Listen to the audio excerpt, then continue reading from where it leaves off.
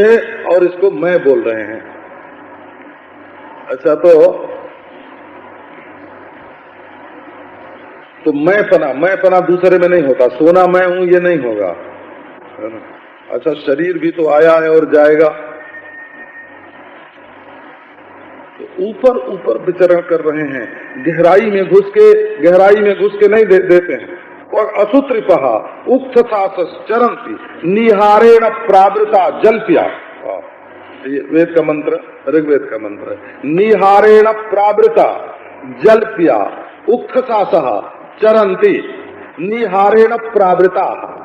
जैसे कुहासा छा जाता है तो आदमी को उसमें दूर तक नहीं सूझती है, निहार से प्रावृत हो जाते हैं। निहारेण प्रावृता जलप्या, केवल बकवाद में लग जाते हैं।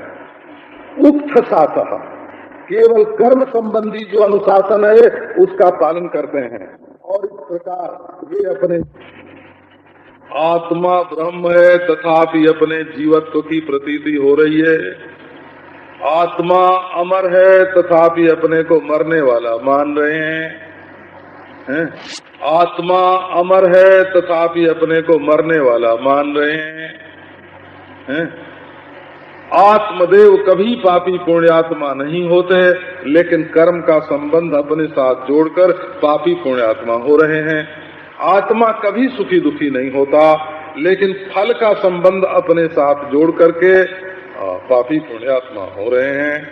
अरे वो तो देश की कल्पना का प्रकाशक है, कभी कहीं आता जाता नहीं है, कहीं आता जाता नहीं, लेकिन देश की कल्पना करके आना जाना अपने में, देश के संबंध से देश को अपने में मानकर अपना जाना आना मानते हैं, देश को अपने से संबद्ध मान करके, काल को अपने से संबद्ध मान करके अपने में जन्मना मरना मानते हैं, कर्म का अपने में संबंध मानकर अपने को पापी पुण्यात्मा मानते हैं, और फल का अपने साथ संबंध मानकर अपने को सुखी दुखी मानते हैं। और ये जो परिच्छिन्न दृश्य हैं उनके साथ अपना संबंध मानकर अपने को परिच्छिन्न मानते हैं। और कई लोग ऐसे भी होते हैं जो संपूर्ण कारण में रहने वाले चैतन्य है ना, संपूर्ण कारण के साथ अपना संबंध मानकर अपने को ईश्वर मानते हैं। वो भी अध्यास ही है बोला। जैसे व्यष्टि में अपने को जीव मानना अध्यास है, वैसे समष्टि में अपने को ईश्वर मानना अध्यास है। केवल देश में मानना अध्यास है, केवल काल में मानना अध्यास है, केवल वस्तु में मानना अध्यास है, तीनों में मानना अध्यास है, तीनों की कार्यावस्था में मानना अध्यास है, तीनों की कारणावस्था में मानना अध्यास है, और तीनों की अभावावस्था में मानना भी अध्यास है। और नारायण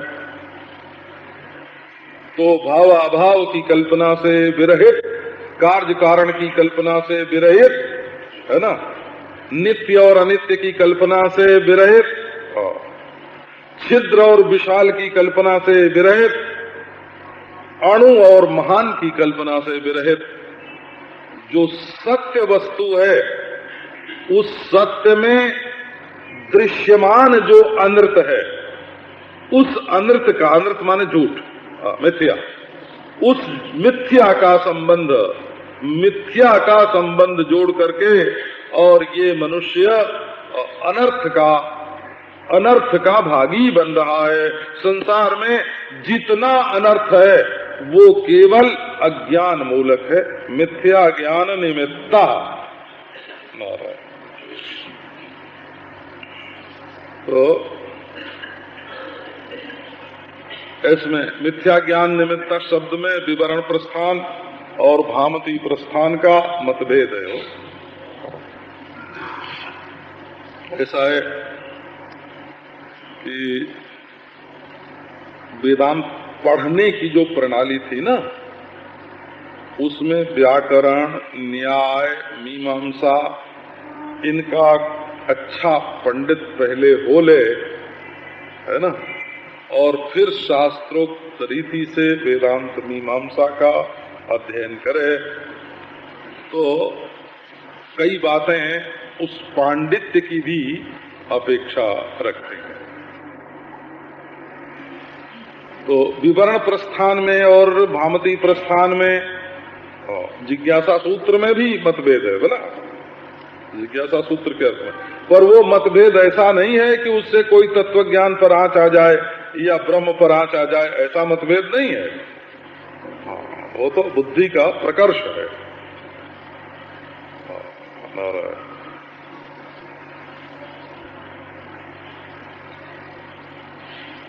देखो विवरण प्रस्थान कहता है कि ब्रह्म है कर्म भोग है, देश काल वस्तु आदि की परिच्छिन्नता से रहित,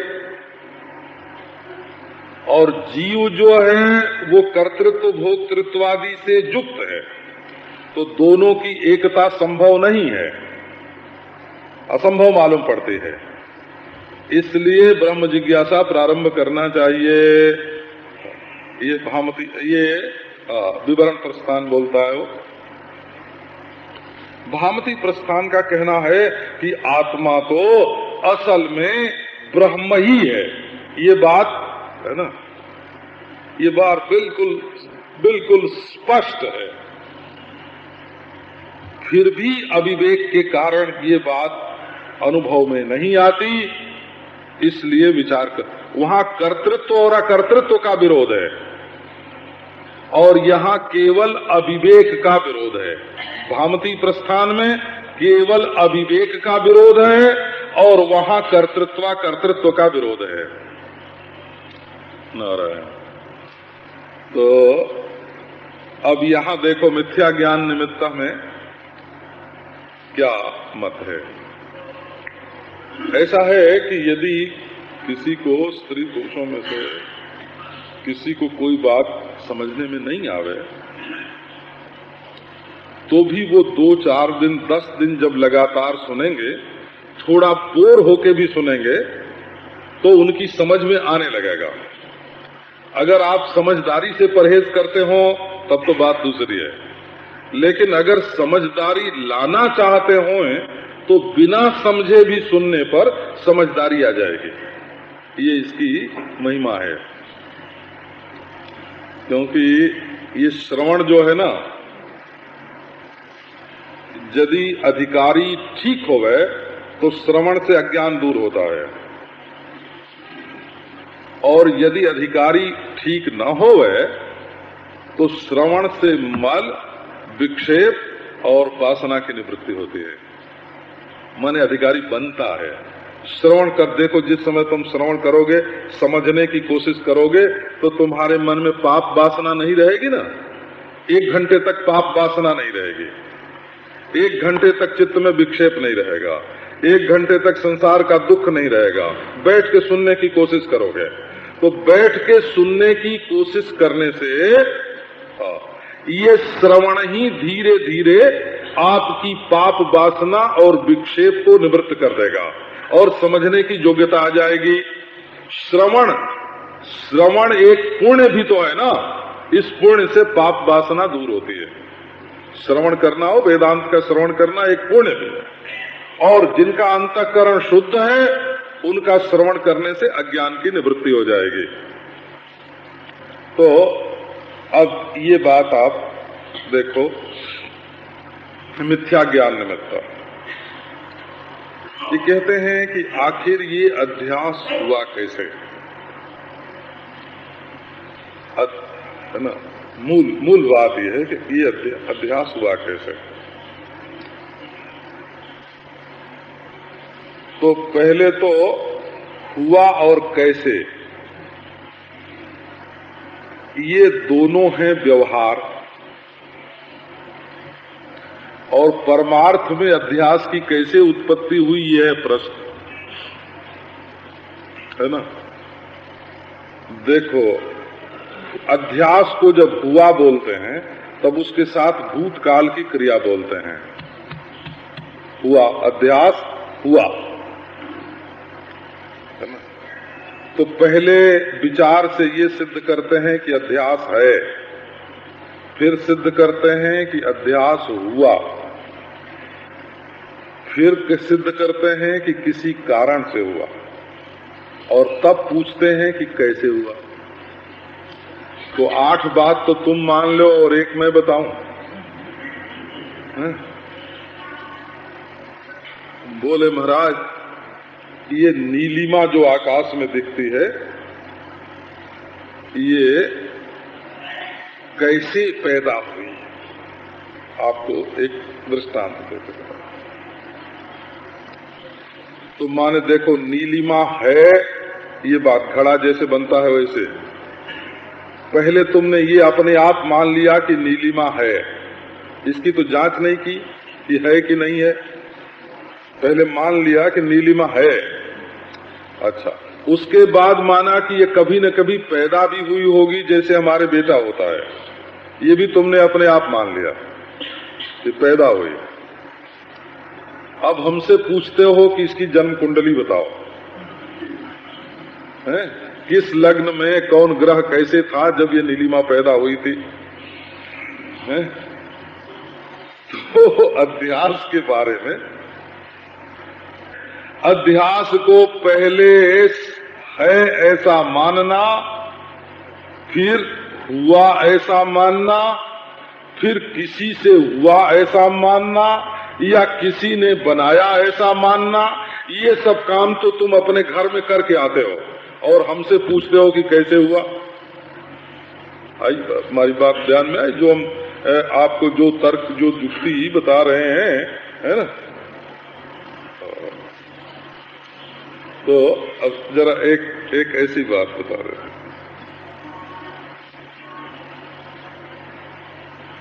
हमारे गांव में एक बारात आई, बारात ब्याह के लिए हो, लड़की का ब्याह था।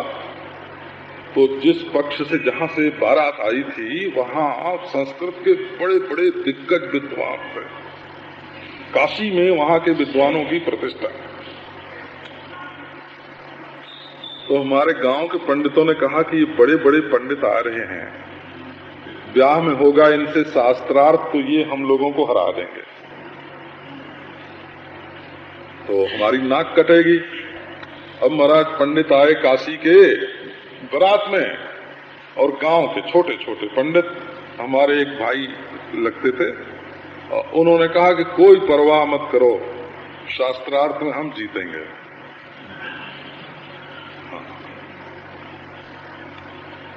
वो जाके सभा में बैठ गए, पंडितों की सभा में जाके बैठ गए, और अस्याम सभायाम जे केचित् विद्वान सा जड़ी लगा दी और बोले कि पावा इति सूत्रम किमर्थम, पावा इस सूत्र, ये सूत्र क्यों है। तो आपको जरा हंसाने के लिए ये बात कही बोला। तो पंडित ने पूछा कि पावा इति सूत्र से कौन था, पावा माने क्या।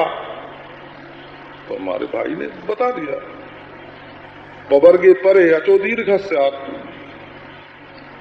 यदि पवर्ग परे हो तो अच का दीर्घ हो जाता है। पावा पौ आ, पवर्गे परे आ भवति। तो उन्होंने पूछा कुत्र इदम सूत्रम केन निर्मितम, ये सूत्र कहाँ है, किसने बनाया है। तो हमारे भाई ने कहा कि एतावद अपि भवान न जानाति, अरे आप इतना भी नहीं जानते हैं। वो ताली पिटी महाराज, है ना, कक्षे पुस्तकं गृहीत्वा मदगृहम् आयाई, काख में पोथी दबाकर हमारे घर आइए तब बताएंगे कि कहाँ। अरे बाबा, हमने पूछा कि ये तुमने कहाँ का सूत्र पूछा। बोले कि सूत्र होता तब पूछते, तब तो अगर सूत्र होता और हम पूछते हैं तब तो वो इतना बड़ा विद्वान महाराज शिव कुमार शास्त्री जैसा, सारे शास्त्र उसको मुखाग्र है, वो तो हमको परास्त ही कर देता। सूत्र नहीं था तब हमने पूछा कि ये सूत्र क्यों है। तो ये अध्यास कोयम अध्यासो नाम, ये अध्यास क्या है? तो बोले मिथ्या ज्ञान निमित्त, आपको मिथ्या ज्ञान निमित्त। विवरणकार कहते हैं कि मिथ्या अज्ञानमेव मिथ्या अज्ञानमेव निमित्तम यस्य स मिथ्या ज्ञान निमित्त। मिथ्या अर्थात अनिर्वचनीय, अनिर्वचनीय अज्ञान से ये अध्यास होता है। अनिर्वचनीय अज्ञान से ये अध्यास होता है। कि देखो कोई आदमी रस्सी को सांप क्यों समझता है? इसी का नाम तो अध्यास है ना। माने एक वस्तु को दूसरी वस्तु क्यों समझ लेता है? इसलिए कि पहले से मौजूद जो सच्ची वस्तु है उसको नहीं जानता। तो मैं अपने को मनुष्य क्यों समझ लेता हूं? इसलिए अपने को मैं ब्रह्म नहीं जानता।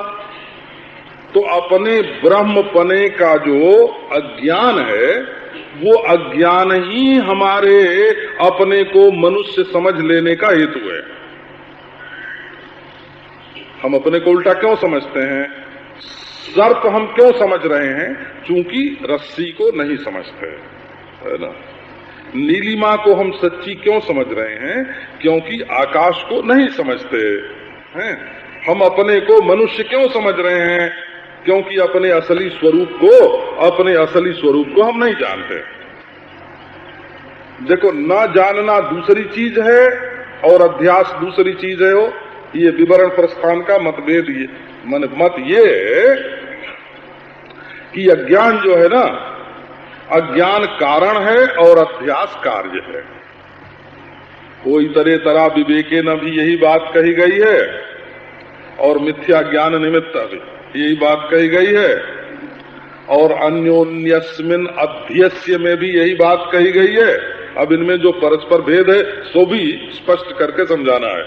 अब आप देखो कि अज्ञान और भ्रम ये दोनों एक चीज नहीं है। अज्ञान शब्द का अर्थ वेदांत में जुदा है और भ्रम शब्द का अर्थ जुदा है।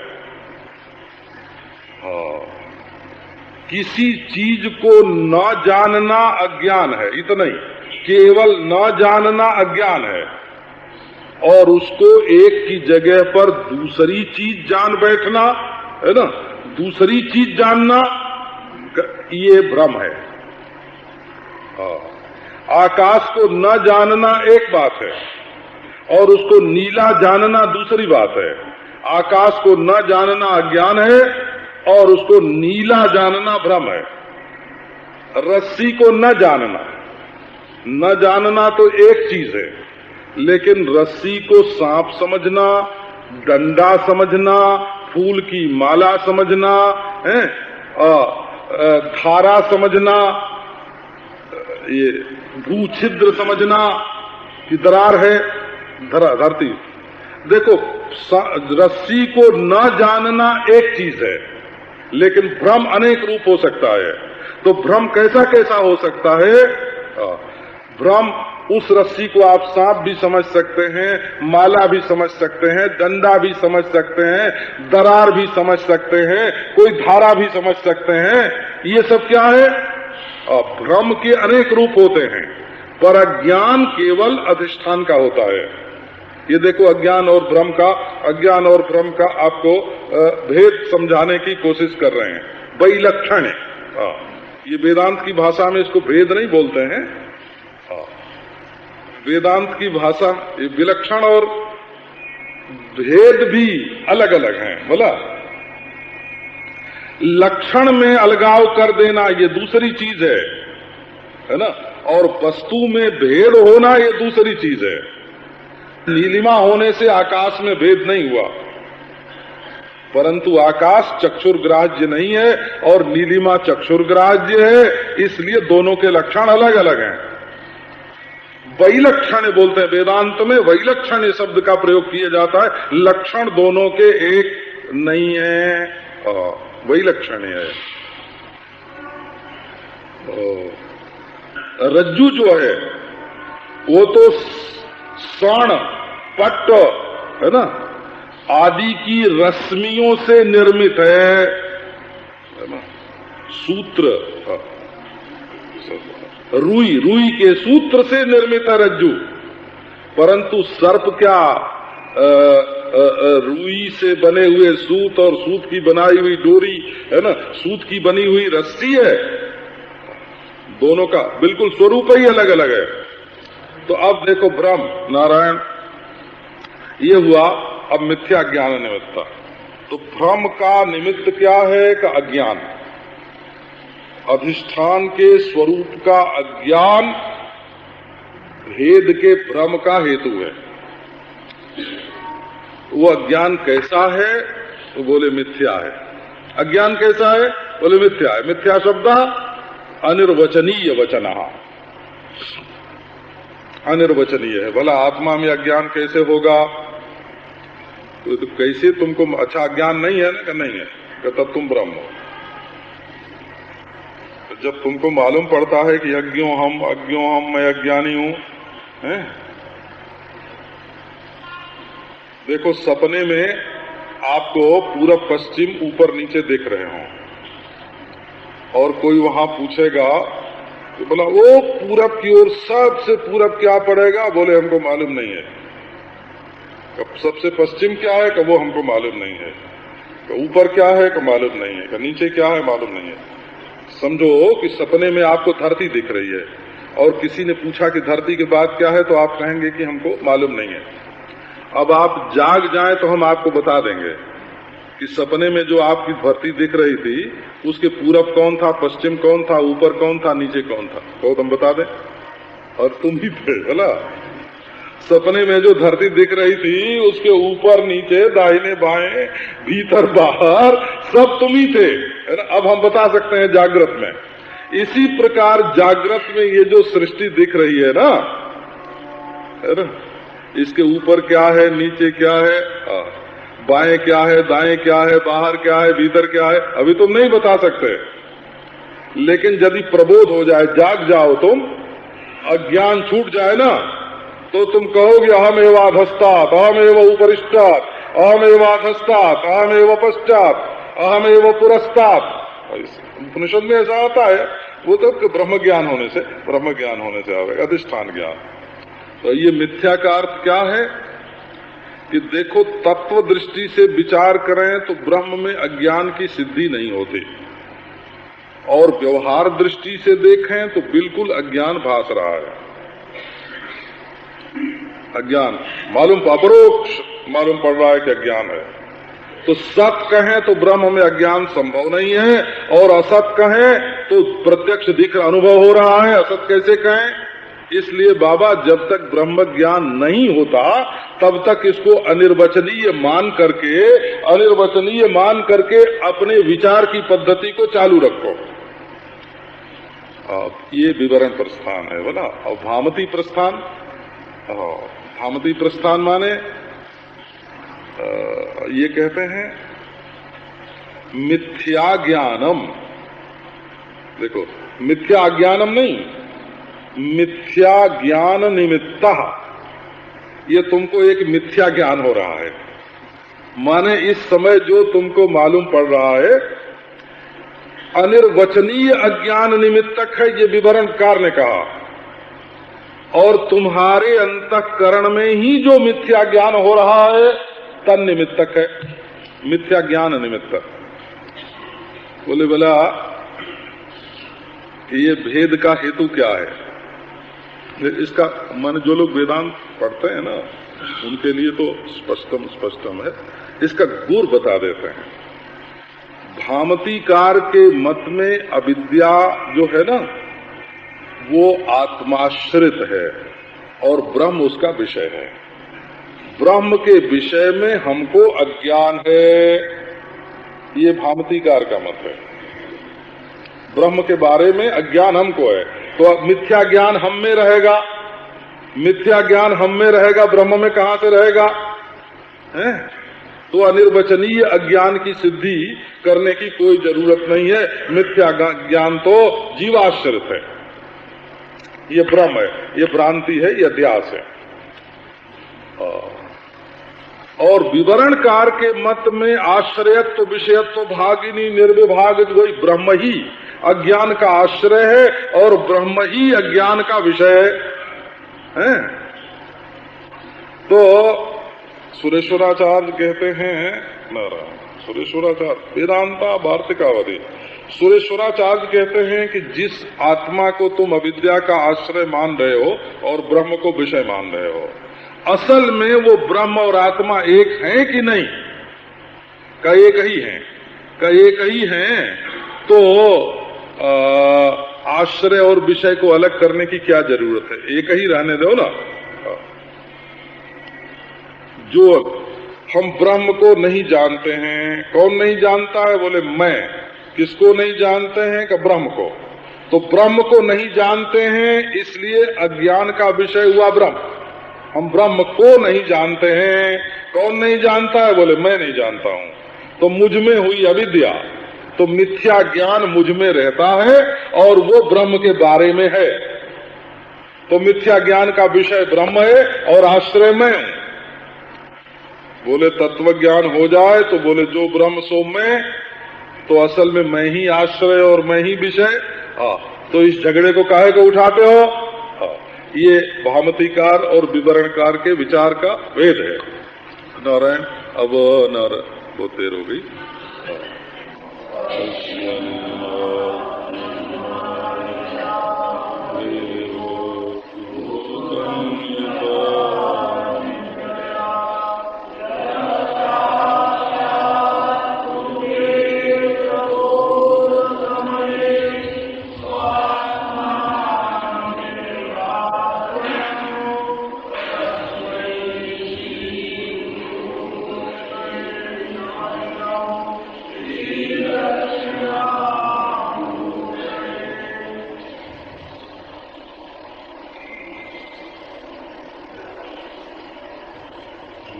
निराचस्ते तनोति शुभ संततिम स्मृतिमात्रेण यत्नसाम ब्रह्म तन्मंगलम परम अति कल्याण रूपत्वात् सर्व कल्याण संश्रयात् स्मर्तॄणां वरदत्वाच्च ब्रह्म तन्मंगलम परम। ओम शांति शांति शांति।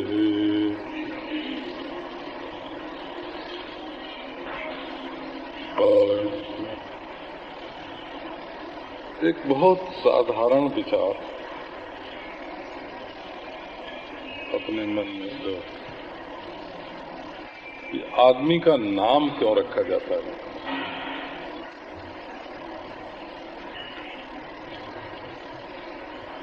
का नाम देह रहे तो चल सकता है क्या?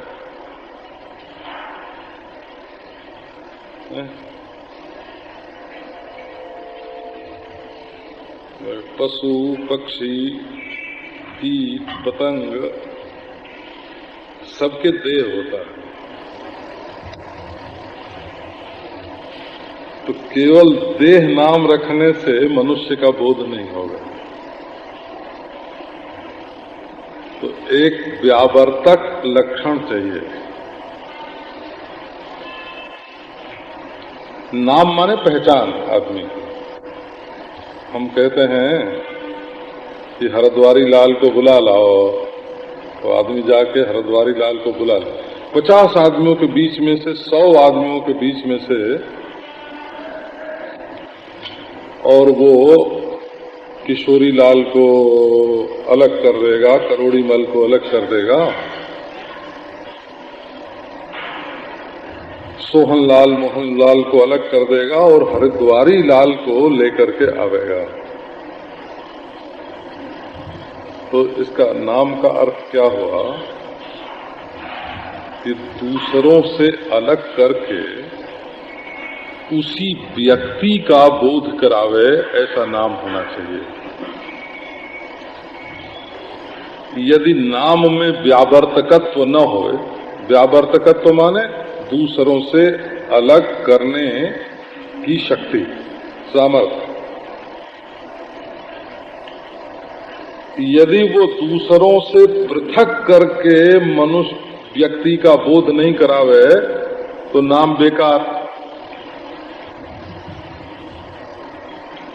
तो देह तो चींटी के भी है और मच्छर के भी है, देह कहने से काम नहीं चलेगा। अगर देखो पक्षी कहने से भी काम नहीं चलेगा, उसमें भी कौवा और मैना और तोता। पशु कहने से भी काम नहीं चलेगा, उसमें भी गाय, भैंस, बकरी, भेड़, गधा। अच्छा, तो मनुष्य कहने से भी काम नहीं चलेगा। तो ये हुआ कि पशु पक्षियों से व्यावृत्त करने के लिए, माने पशु पक्षियों से मनुष्यत्व को अलग करने के लिए ही मनुष्य नाम पड़ता है। बोला देह तो सबके। अच्छा, मनुष्य कहने से भी काम नहीं चलता, बोले हिंदू को ले आओ, फिर बोले हिंदू कहने से भी काम नहीं चलता, हिंदू में तो सब होते हैं, ब्राह्मण क्षत्रिय, वैसे ब्राह्मण को ले आओ, पर ब्राह्मण भी कहने से काम नहीं चलता। आओ स्वामी।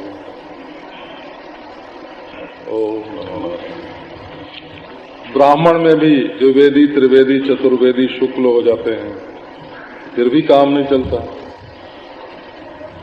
तो अमुक वंश वाले को ले आओ, उससे भी काम नहीं चलता। फिर अच्छा, अमुक के बेटे को ले आओ, तो एक बाप के बेटे भी 4 होते हैं, तो उससे भी काम नहीं चलता है।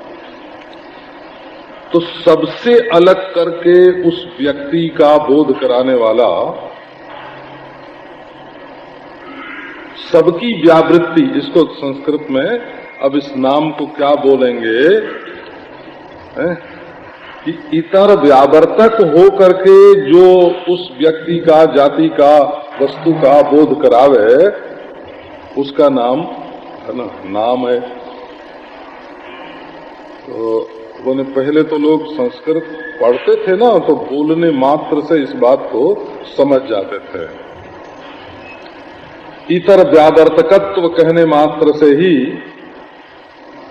दूसरे को छांट देने वाला, दूसरे को अलग कर देने वाला, उसको नाम बोलता। तो मैं इसी से मैं देह हूं, ये अध्यास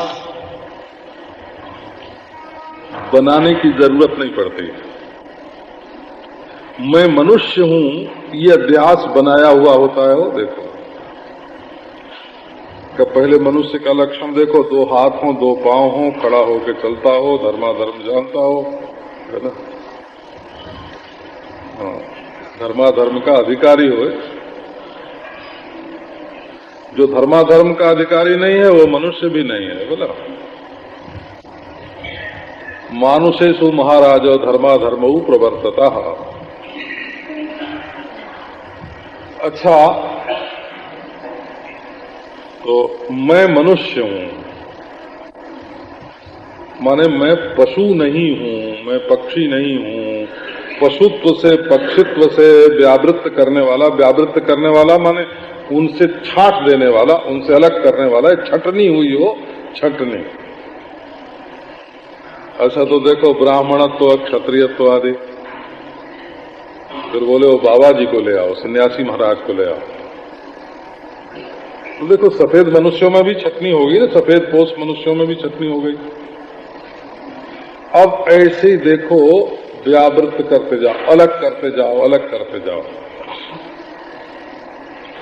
तो अभी एक तुम्हारा नाम रखते हैं ज्ञाता, तुम जानने वाले हो। तो ये जानने वाला आंख से मिलता है तब बोलता है मैं देखता हूं, नेत्र द्वारा देखता है हो, रूप का दर्शन ज्ञाता को ही होता है, परंतु नेत्र सापेक्ष होता है ना। आंख होवे तो होवे, कान से सुनता है तो ज्ञाता ही तो सुनता है ना, वो ज्ञाता है। तो वो दृष्टा, घ्राता, रसयिता, विज्ञाता, ऐसे श्रुति में उसका वर्णन आता है। ऐसा ही श्रोता, मनता, दृष्टा, घ्राता, यही सुनता है, यही देखता है, यही विचार करता है, परंतु भिन्न भिन्न कारणों से। जैसे हम कलम से लिखते हैं और चाकू से सागमनिया करते हैं और कैंची से कपड़ा काटते हैं, तो हम एक ही है ना, हैं? ऐसे ही हम आंख से देखते हैं, कान से सुनते हैं, नाक से सूंघते हैं, जीभ से स्वाद लेते हैं। ये कर्म कैंची की तरह, चाकू की तरह, ये अलग अलग हैं। चाकू से काम करने पर हम दर्जी की तरह हो जाते हैं, कैंची से काम करने पर दर्जी की तरह हो जाते हैं, और कलम से काम करने पर लेखक की तरह हो जाते हैं। लेकिन न तो हम लेखक ही हैं और न तो दर्जी ही हैं। वो तो उन औजारों को लेकर काम करने से, तलवार लेके हम बहादुर का पार्ट कर लेते हैं, ऐसे इन इंद्रियों को पकड़ना होता है। तो अब इंद्रिय सापेक्ष जो धर्म है, उसको जब ज्ञाता अपने में आरोपित कर लेता है ना, तो इसका नाम अध्यास हो गया। ये मिथ्या ज्ञान है, अपने को इंद्रियों से अलग करना पड़ता है, तो अपना नाम ज्ञाता हुआ। बोले अब ये ज्ञाता जो है, ये पट्टा कभी आंख से, कभी नाक से, कभी कान से, कभी जीभ से मिलता रहता है, परंतु चैतन्य तो बिल्कुल एक रस है। चैतन्य के स्वरूप का विवेक करो तो केवल स्वप्रकाश, ये चैतन्य का लक्षण ही यही है। इतर प्रकाश निरपेक्ष, व्यावृत्त करो इसको, व्यावृत्त करो माने अलग करो। आंख सूरज की रोशनी में, आंख सूरज की रोशनी में रूप को देखती है, और ये बिना सूरज के, बिना रूप के, बिना आंख के, बिना मन के, बिना बुद्धि के स्वयं प्रकाश चेतन है। बोला अपना नाम रखो, अपना नाम रखो, तो तुम स्वयं प्रकाश चेतन हो। मन जड़ से व्यावृत्त करने के लिए, जड़ से व्यावृत्त करने के लिए, जैसे मोहन से अलग करने के लिए किसी का नाम सोहन रखते हैं और अ से अलग करने के लिए किसी का नाम ब रखते हैं? इसी प्रकार जड़ से अलग करने के लिए, विवेक करने के लिए अपना नाम चेतन रखा जाता है। दृष्टा चेतन है, घ्राता चेतन है, रसयिता चेतन है, श्रोता चेतन है, मनता चेतन है। इस शरीर में आकर के ये चेतन पुरुष न जाने क्या क्या बन गया है। उपद्रष्टा अनुमंता चो भर्ता भोक्ता महेश्वर परमात्मेति चाप्युक्तो देहेस्मिन् पुरुषः परः। यद्यपि ये परम पुरुष है, परम पुरुष माने पुरुषोत्तम, यद्य उत्तम पुरुष पुरुषोत्तम पर पुरुष, यद्यपि ये परम पुरुष है माने उत्तम पुरुष है, पुरुषोत्तम है,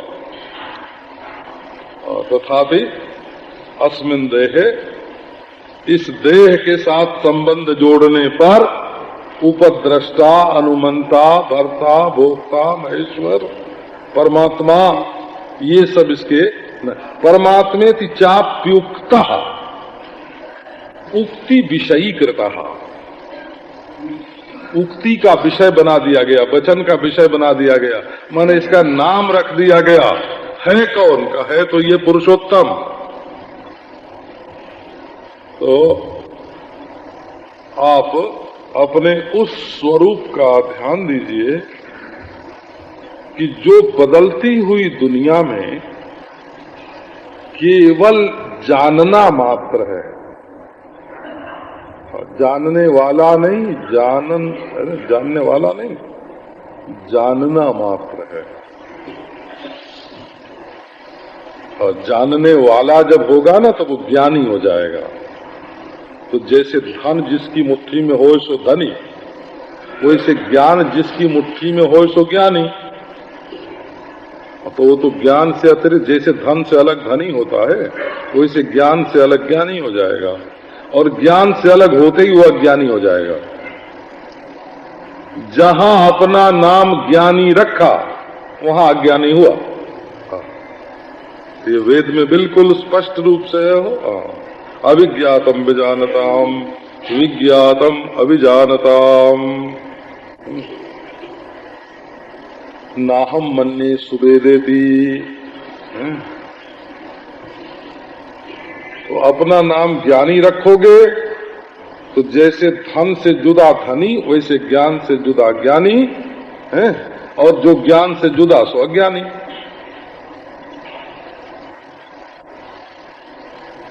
अच्छा, इस प्रसंग में एक और बात आपको सुनाता हूं।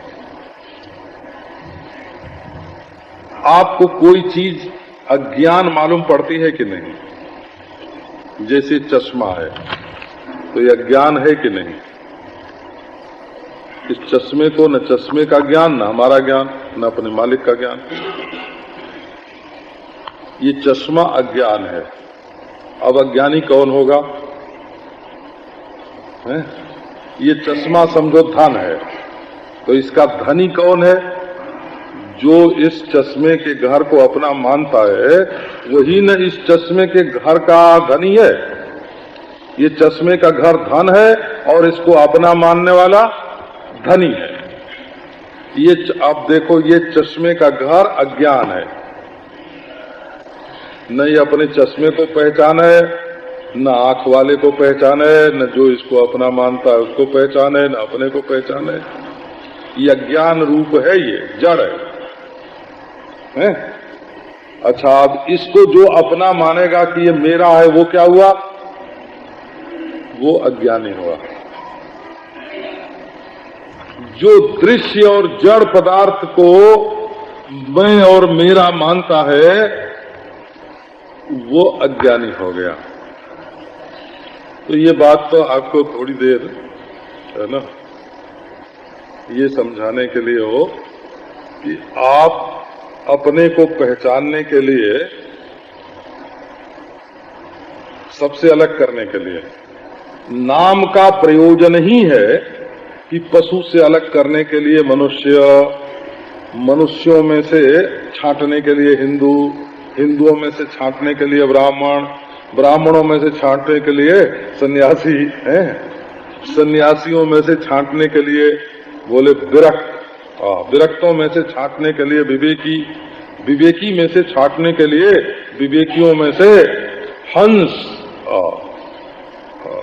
निरक्षर विवेकी, हंसों में से छांटने के लिए परमहंस। हंस उसको बोलते हैं जो पानी और दूध को अलग अलग कर सकता है, और जिसकी दृष्टि में ये विवेक, ये पानी और दूध दो नहीं है, बिल्कुल अपना आत्मा है, उसको बोलते हैं परमहंस। एकत्व ज्ञानवान को परमहंस बोलते हैं और विविक्त ज्ञानवान को हंस बोलते हैं। विवेकी का नाम हंस है और अनुभवी का नाम परमहंस है। अच्छा, ये आपको, आप देखो, अब हम आपका नाम चेतन रखते हैं कि आप चेतन हैं।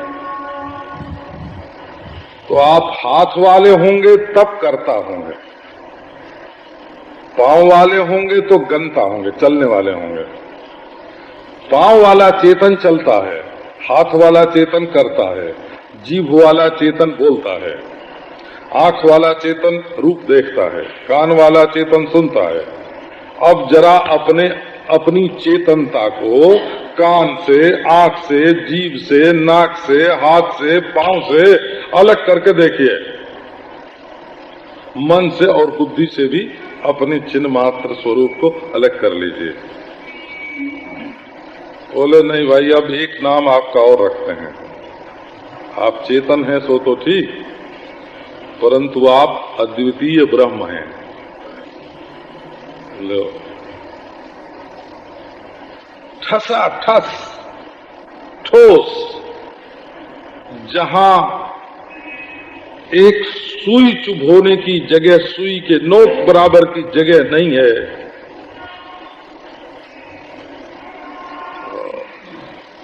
अवकाश नहीं है जिसमें, और अवकाश जिसमें कल्पित है,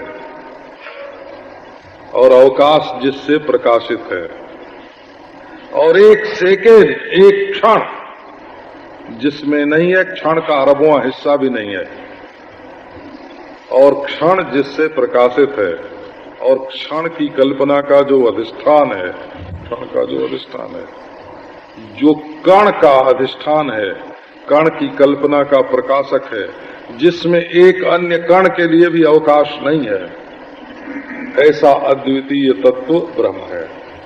आपका नाम अब ब्रह्म रखते हैं। तो ब्रह्म रखते हैं भेद के निरसन के लिए, भेद की निवृत्ति के लिए, भेद मात्र की निवृत्ति के लिए आपका नाम ब्रह्म रखते हैं। हमारा आपका नाम रख करके हे ब्रह्म जी इधर आओ, ये कहने से मतलब नहीं है। आप देखोगे और आपके जितने नाम होंगे वो सब व्यावहारिक होंगे। ब्रह्म नाम भी व्यावहारिक है। आप में अपने अल्पत्व की जो भ्रांति है, इस भ्रांति के निवारण का व्यवहार करने के लिए आपका नाम ब्रह्म है, ये भी ठीक है। पर आप जब आपका नाम रखा जाता है तो कौन सी भ्रांति निवारण करने के लिए क्या नाम रखा जाता है? आपका कौन सा नाम कौन सी भ्रांति निवृत्त करता है? अच्छा कहो, जब हमारा नाम नित्य रखा जाता है